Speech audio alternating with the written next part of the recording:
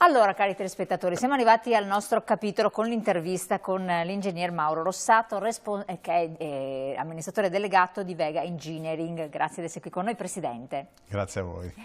Parliamo insieme di sicurezza in luoghi di lavoro. Ci sono purtroppo dei dati, come sempre, che sono allarmanti e non cambia la situazione. Parliamo anche però di un aspetto altrettanto importante, che è legato alla consapevolezza del rischio. Ci sono delle indagini che sono state condotte anche dallo SPISAL, dei dati che sono stati riportati anche dall'INAIL, che ci fanno capire che a fronte di tanti incidenti, purtroppo molti dei quali mortali, dietro ci sta qualche cosa su cui bisogna andare a lavorare, ad indagare, a capire. Tutti quanti noi siamo coinvolti, parlavamo prima fuori onda con il Presidente, anche nei lavori domestici, anche quando siamo tra le pareti di casa, dobbiamo stare attenti perché quello in quel momento è il nostro luogo di lavoro e tantissimi incidenti si verificano anche tra le mura domestiche.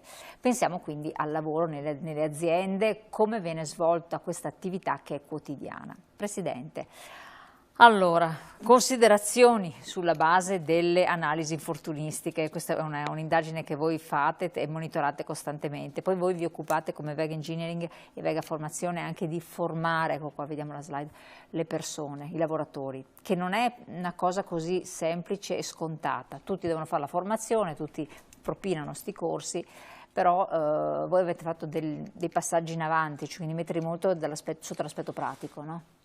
Sì, innanzitutto è importante rendere usufruibile facilmente la formazione, perché se a un datore di lavoro costa troppo tempo, troppo impegno o c'è poi anche l'aspetto economico, formare il personale, è chiaro che è un deterrente a formare correttamente i lavoratori. E la formazione va effettuata in modo tale che sia efficace, cioè che porti dei risultati. A volte si legge quantomeno che questo non avviene, addirittura troviamo attestati falsi, quindi si cerca di abbreviare le strade per ottenere queste autorizzazioni a far lavorare il personale, spesso ciò avviene anche nei cantieri edili, nei cantieri temporanei mobili, dove poi il rischio è maggiore. Infatti, qua vediamo denunce di infortunio di esito mortale per modalità di accadimento. È un aspetto rilevante e non trascurabile, perché ci sono luoghi di lavoro dove per lo più si verificano molti incidenti, settori ben specifici, altri che si svolgono in itinere e questo è un ambito che coinvolge tutti, cioè nello spostamento, anche quello è in occasione di lavoro, no? Sì, allora in itinere non è in occasione di lavoro propriamente, in itinere è nello spostamento casa-lavoro. Però rientra nell'ambito... rientra negli infortuni, che sono in qualche maniera trattati dall'INAIL, ma perché fondamentalmente l'INAIL è un istituto assicurativo, quindi assicura il lavoratore dal momento in cui parte da casa al momento in cui va al lavoro, durante il lavoro e durante il ritorno. Questo ci potrebbe anche confondere un po' perché gli infortuni in itinere quindi sono un qualcosa di diverso dagli infortuni che avvengono nel luogo di lavoro e dove il datore di lavoro può più efficacemente intervenire. O in occasione di lavoro, che ho sbagliato a dire io prima, che sarebbero quando si usa il mezzo di trasporto, esatto, perché è un mezzo di lavoro. Sì, pensiamo ai trasporti che oggigiorno insomma intasano anche le nostre strade. Durante le occasioni di lavoro, quindi un corriere che trasporta è un infortunio sul luogo di lavoro, ma durante il trasporto. E qui abbiamo un aumento, un incremento di questi tipi di incidenti. Certo, abbiamo un decremento per gli infortuni in itinere, ma un incremento nei luoghi di lavoro. Di questo si parla poco perché anzi si tende a guardare il dato nel suo complesso e a dire che gli infortuni nel 2023 nei primi 8 mesi stanno scendendo rispetto all'anno precedente. Ciò non è assolutamente vero nei luoghi di lavoro perché c'è un leggero incremento, ma sostanzialmente la situazione da più di 10 anni a questa parte è sempre la stessa. Ci sono troppi infortuni mortali e infortuni in generale sui luoghi di lavoro. Voi avete fatto un'indagine a livello nazionale.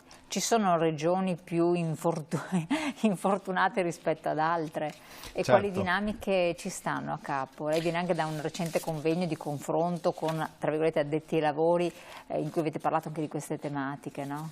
Sì, da ormai 2 o 3 anni ci siamo focalizzati sull'indice infortunistico, ossia più che guardare il numero assoluto di morti sul lavoro che c'è nelle varie regioni, abbiamo guardato l'indice infortunistico, ossia quanti lavoratori perdono la vita nel luogo di lavoro rispetto alla popolazione lavorativa. E qui si scopre un mondo, perché mentre la Lombardia è la regione in assoluto con il maggior numero di morti sul lavoro, ma è anche vero che è la regione che ha la maggior popolazione lavorativa. Di conseguenza la Lombardia, se guardiamo l'indice infortunistico, ossia quanto rischia un lavoratore che opera in questa regione, vediamo che è classificata da noi come zona gialla, ossia ha un indice infortunistico inferiore alla media nazionale. Quindi bianco e giallo inferiori alla media nazionale, arancione e rosso, come vediamo, sono superiori alla media nazionale. Però c'è stato un incremento per alcune regioni. Sì, ma questo è occasionale?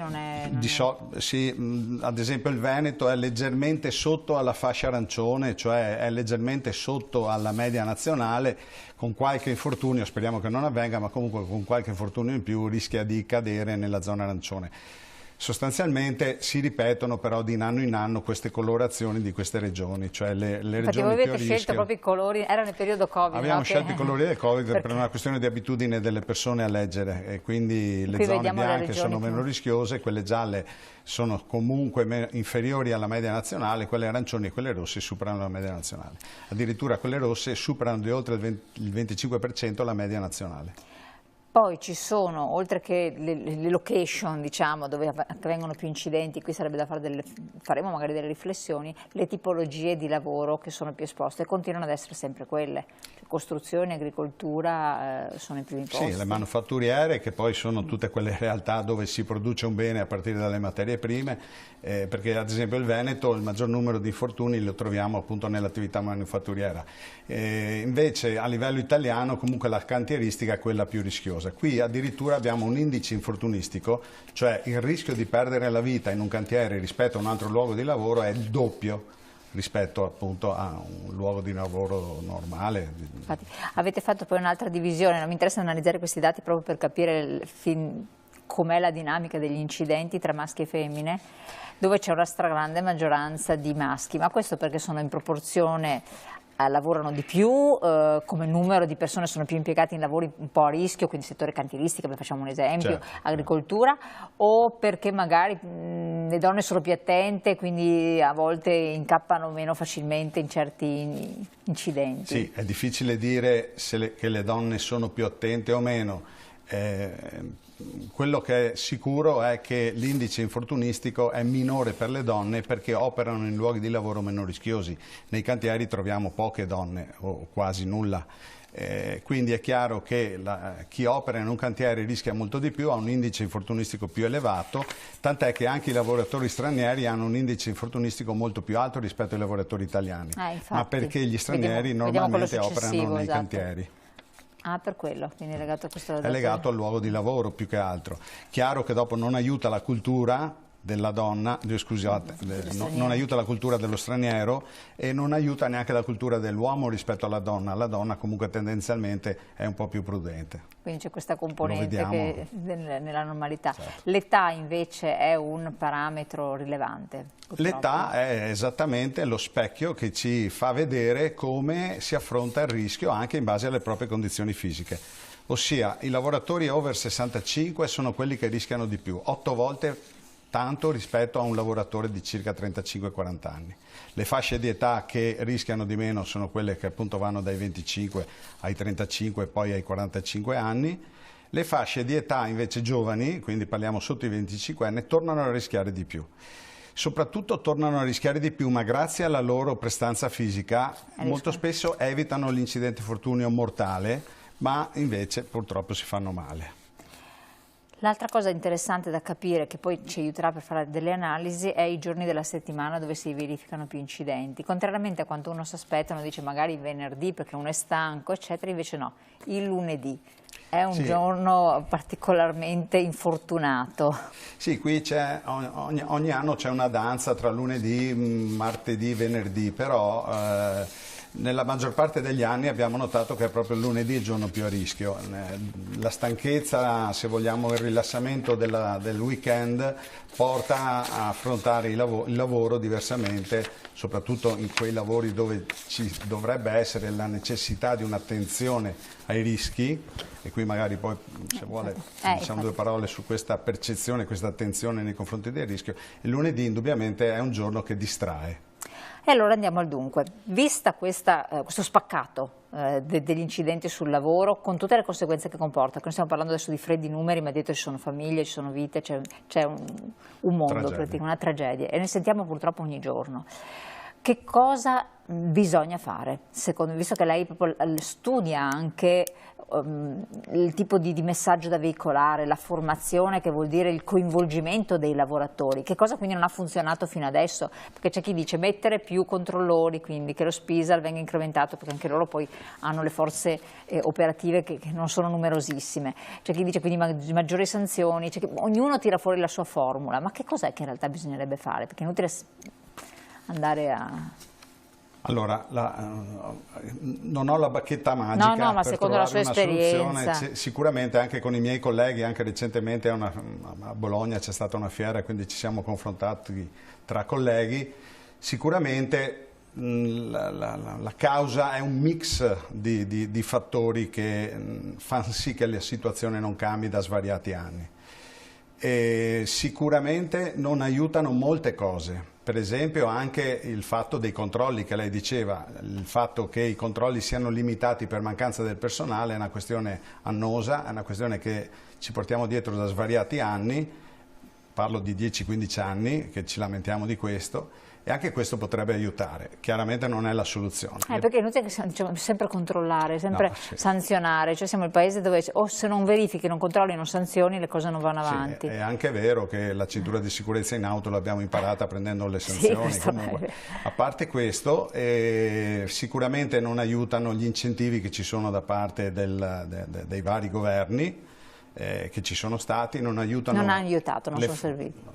Le forme che ci sono attuali anche di incentivazione, alcune sono buone ma sono poco efficaci, nel senso che sono investimenti ridotti. Io continuo a dire, ma non solo io, in tanti ci domandiamo come mai l'INAIL continui a fare questo click a day, che è una gara a chi preme più velocemente un bottone, oltre naturalmente a preparare le pratiche in un certo modo, però insomma sono cose che perché non si riesce a risolvere, allora si ricorre a questo strumento, non aiuta sicuramente le persone a sopravvivere o a non farsi male. E poi ci sono chiaramente anche la formazione deve essere più efficace di quello che è, non deve essere un mero obbligo legislativo, quello di adempiere, ma deve essere un qualcosa che serva con lo scopo e con l'obiettivo indubbiamente di portare la persona a essere ad avere più conoscenza in termini di sicurezza, ma anche a porre più attenzione a quello che fa per operare sempre con l'attenzione alla massima sicurezza possibile.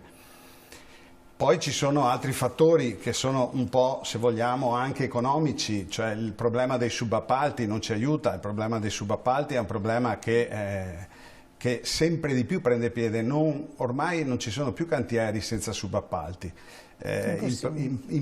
L'ingessamento del mercato del lavoro, sul quale non possiamo in questo momento sicuramente perderci o discuterne, ma l'ingessamento del mercato del lavoro fa sì che c'è questa parcellizzazione di aziende e di imprese, quindi si ricorre all'appalto, al subappalto e così via. Quindi a via. Persone che non possono necessariamente avere una preparazione e un'attenzione tale da poter risolvere i propri incarichi come bisognerebbe? Esatto, ma anche quando si appalta o subappalta, faccio un esempio perché io ho seguito alcuni infortuni mortali in cui la causa principale era la mancata conoscenza dei rischi nel luogo di lavoro dove si andava a operare.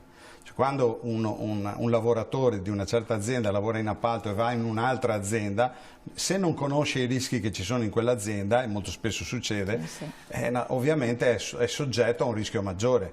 Questo vale in particolar modo poi nei cantieri edili, dove non si conosce il rischio che portano magari dentro al cantiere altre aziende che operano sempre in quel cantiere, quindi i rischi aumentano proporzionalmente. Ma quando si verificano quei casi, li abbiamo visti, dell'operaio che per fare la pulizia in in una botte anziché e rimane avvelenato, intossicato da sostanze, eccetera.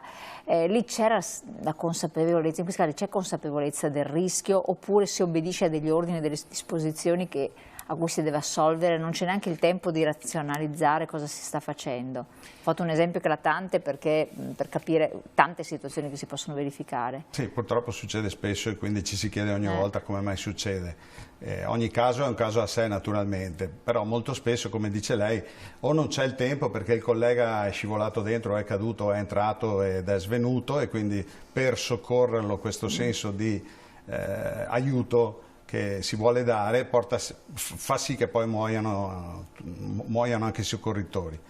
Se poi a questo ci aggiungiamo il fatto che magari sono persone qualche volta non sono state preparate adeguatamente a intervenire in questi luoghi di lavoro, quindi manca la consapevolezza del rischio, l'attenzione continua a questo tipo di rischio, che tra l'altro ormai ne sentiamo parlare di continuo, di questi si chiamano ambienti confinati, sì, o con pericolo di contenere delle sostanze che sono in qualche modo pericolose per il benessere della persona, e quindi portano a svenimento e quindi poi soffocamento e quindi morte. Quindi la consapevolezza, torno a questo tema di consapevolezza, come si può scatenare, far muovere questa consapevolezza, soprattutto magari in quelle che sono le fasce più esposte, perché per assurdo, verrebbe da pensare, la persona giovane che è anche esuberante eccetera, magari può avere più facilità a incappare in situazioni di incidenti, in realtà è la persona più anziana, quella che ha esperienza, quella che dovrebbe avere anche maggiore attenzione, e invece non è così. C'è qualcosa che non va bene allora nel metodo di lavoro che si era intrapreso fino ad oggi, Sì, allora i giovani naturalmente sono, come diceva lei, un po' più propensi ad affrontare le situazioni in maniera... Magari ci sta anche il fattore di distrazione, esatto, perché rientra nella giovane età, soprattutto in certi ambiti dove non è che hai 30 anni, inizi a lavorare veramente giovanissimo. No? Ci può anche stare, sì, però a questo punto il legislatore prevede una figura che si chiama preposto, che sarebbe il capocantiere, il caporeparto, eccetera, eccetera, che sapendo se il lavoratore è giovane dovrebbe porre maggiore attenzione magari verso questi lavoratori che hanno meno esperienza nel conoscere quali sono le norme, i comportamenti, eccetera, eccetera. Se invece guardiamo l'aspetto dei più anziani, i più anziani hanno il problema che prendono troppa dimestichezza con il lavoro. È come in auto, quando andiamo in auto, quando guidiamo, se da molto tempo non succede niente, e speriamo che non succeda mai niente, è facile abbassare il livello di attenzione nei confronti del rischio. Se hai appena avuto un incidente stai molto più attento, per un po' di tempo quantomeno, a che non succeda niente, quindi sei molto più prudente. Ora bisognerebbe abituarsi a essere sempre prudenti, sia in un momento che nell'altro, e qui ci sono delle attività di formazione sia interne che esterne all'azienda che si possono effettuare, ci sono anche delle persone in grado di formare adeguatamente. Quindi torna tutto a un punto di inizio, cioè prepararsi, essere aggiornati, informati, formati. Sì, bisogna naturalmente puntare sulla formazione del personale, sulla sensibilizzazione, nell'insegnare questa percezione del rischio, e poi anche vigilare non solo con gli enti di controllo ma col personale interno all'azienda, quindi con i capi che dicevo, che quello è il loro ruolo. Per esempio i recenti casi che ci sono stati anche degli stagisti, cioè degli studenti che hanno fatto uno stage che purtroppo qualcuno ha avuto anche degli infortuni anche mortali, almeno adesso siamo in fase ancora di indagini, ma comunque sembra che mancasse e sono stati indagati in un caso specifico quantomeno coloro che dovevano sorvegliare il giovane che era lì in un'azienda che non conosceva e non conosceva di sicuro i rischi. Beh, ma anche perché lo stagista non dovrebbe svolgere il ruolo del lavoratore. Esatto. Quindi dovrebbe casomai stare a vedere come si fa e non lasciato... È ben attento e ben lontano dai rischi. E allora lì torniamo anche a un aspetto di cui tanto si parlava anche in passato, però alla fin fine si torna. La responsabilità del datore di lavoro, del direttore responsabile, perché tanti lamentano sovraccarico. Manca personale, le scadenze sono quelle, le commesse da fare sono quelle ben precise, si sovraccaricano certi lavoratori con tempi più stretti, con impossibilità di svolgere le cose con dovuta attenzione. Quanto c'è di responsabilità della figura in capo? Beh, nella legislazione italiana e poi anche dalle varie sentenze che ci sono fino al livello della Cassazione, sicuramente il datore di lavoro viene quasi sempre tirato in ballo. Dal punto di vista legislativo è responsabile, ma umanamente prima... Da un punto di vista umano il datore di lavoro dovrebbe organizzare correttamente l'azienda, cioè, al fine di evitare che si verifichino infortuni. Ci sono molte aziende che lo fanno comunque, non è come 10 o forse 15-20 anni fa dove erano più rari i casi di aziende che si organizzavano correttamente per la sicurezza. Adesso ce ne sono molte di più, sono subentrati altri fattori purtroppo che hanno fatto sì che questo miglioramento che c'è stato organizzativo da parte delle aziende determinasse un appiattimento di questa curva infortunistica che non scende mai. Che non scende mai? Che non scende mai. Sono ormai 10 anni che il numero di morti in Italia non scende, in realtà, quantomeno nei luoghi di lavoro, tant'è che quest'anno per poche unità ma superiamo quelli dell'anno scorso. Siamo stati falsati anche dai dati del Covid. Sì, no, per carità, però viene da far riflettere questo, perché loro si incrementa con la formazione obbligatoria, gli standard che si elevano, eccetera, il numero è sempre elevato, vuol dire che se non si fossero fatti sarebbero ancora peggio. Esatto, chissà cosa sarebbe successo. All'estero che cosa succede? Siamo a questi livelli? Oppure è l'uomo che è così e non se ne può fare niente? Oppure... Sì, guardi, recentemente sto affrontando questa tematica di rapporto con l'estero, però purtroppo ogni Stato, anche se fa parte anche se prendiamo quelli della Comunità Europea, hanno dei sistemi di rilevamento o rilevazione degli infortuni che è diverso uno dall'altro. I parametri. Per alcune nazioni che però morti sono morti, sono simili, non devono essere, per esempio in Italia dall'INAIL devono essere riconosciuti tali anche da un punto di vista assicurativo. Perché se invece mancava l'assicurazione non sono riconosciuti morti sul lavoro, poi in realtà ci sono lo stesso. E comunque ci sono nazioni sicuramente migliori rispetto all'Italia e ci sono anche nazioni peggiori. La Germania per esempio è una nazione che sta lavorando molto e ha anche dei buoni risultati in termini infortunistici. La Francia per esempio no, quindi non è che siamo una pecora nera almeno all'interno della Comunità Europea, siamo una nazione che galleggia, come dicevo prima, sostanzialmente intorno ai 1000 morti all'anno sul lavoro. Che non è una buona cosa. Allora Presidente, noi siamo giunti al termine, abbiamo cercato di dare un quadro, uno spaccato per far capire anche ai nostri telespettatori che bisogna stare attenti sempre, perché purtroppo gli incidenti capitano, succedono continuamente, quindi questo è dato di fatto, e che ci sono comunque delle modalità di comunicazione che possono sensibilizzare, che voi le state studiando con dei corsi sempre più innovativi e anche pratici, no? Che anche questo è importante, di rendersi conto della realtà coinvolgendo di più chi viene formato. No. Certo, l'esempio più banale che possiamo dare è nelle attività domestiche. Se dobbiamo prendere qualcosa che sta a una certa altezza, invece di prendere lo sgabello o prendere, peggio ancora, magari una sedia alta, dobbiamo fare 3 metri in più, prendere una scala correttamente, portarla, quindi farne leggermente, metterci un minuto in più, ma farlo in sicurezza. Ecco, questo è l'esempio eclatante, che è sacrosanto su cui riflettere. Grazie a lei Presidente, buon lavoro, so che ne ha abbastanza anche di lavoro. Sì, grazie. E cari telespettatori, vi lascio la pubblicità, poi torniamo naturalmente insieme, riflettete su queste cose perché sono estremamente importanti e bisogna dirlo, purtroppo anche vitali. Buon proseguimento, a tra poco.